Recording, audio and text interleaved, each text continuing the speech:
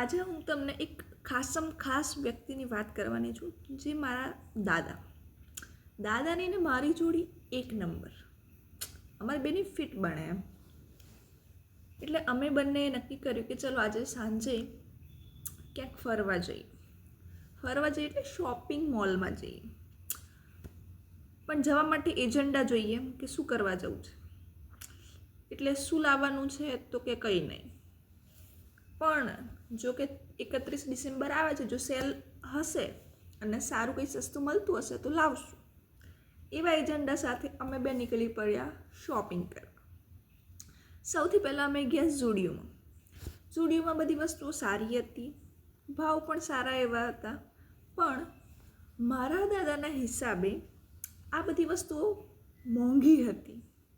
એટલે બધી વસ્તુઓ જોઈ, એના ટેગ જોયા, મોંઘી છે એના રિવ્યૂ આપ્યા અને અમે ત્યાંથી બહાર નીકળ્યા.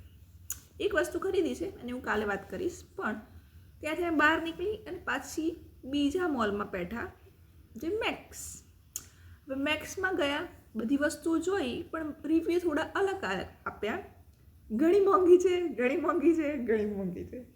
એટલે ઘણી મોંઘીના રિવ્યૂ આપી અને અમે પાછા આવ્યા અને પોતપોતાના કામે લાગ્યા.